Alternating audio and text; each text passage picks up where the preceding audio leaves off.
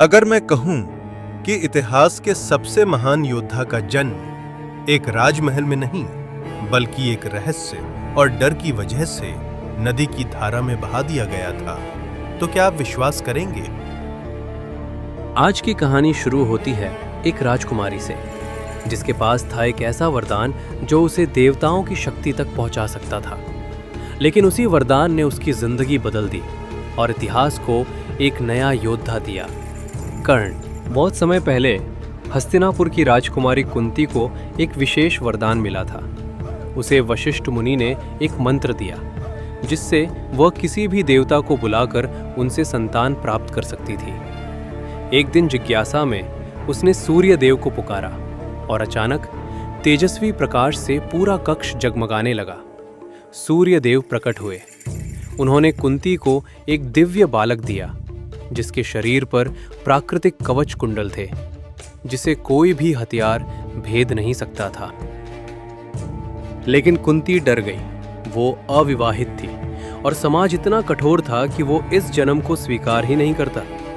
कुंती के हृदय में दो बातें चल रही थी, एक तरफ ममता, दूसरी तरफ समाज का भय।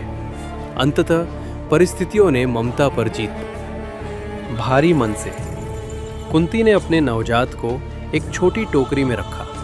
रात का समय था, आसमान में बादल थे और कुंती की आंखों से आंसू गिर रहे थे। उसने धीरे धीरे टोकरी को सरयू नदी की धारा में छोड़ दिया। नदी बहती रही और उस टोकरी में लेटा वह दिव्य बालक भाग्य के भरोसे आगे बढ़ता चला गया। कुछ दूर उसी रात नदी किनारे अधिरथ नाम का एक सारथी और उसकी पत्नी राधा रहते थे।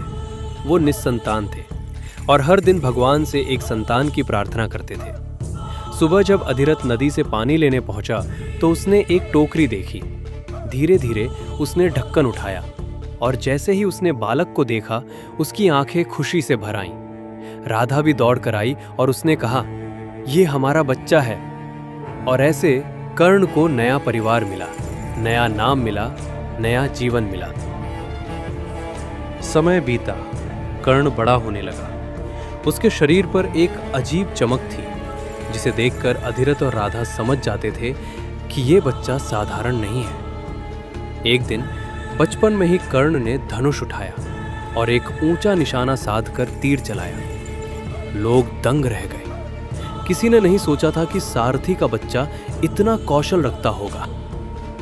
लेकिन समाज ने फिर भी उसे एक ही नाम से पुकारा, सूतपुत्र। कर्ण चुप रहता था, कुछ बोलता नहीं था, लेकिन उसकी आंखों में एक सपना जल रहा था, एक महान धनुर्धर बनने का।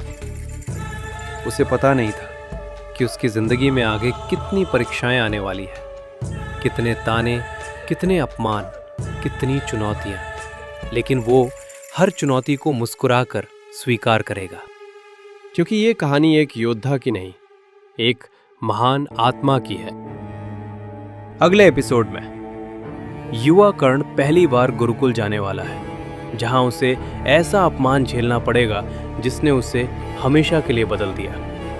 अगर आपको ये कहानी पसंद आई हो तो रुकिए मत। अगला रहस्यमयी एपिसोड देखने के लिए चैनल को सब्सक्राइब करना ना भूलें।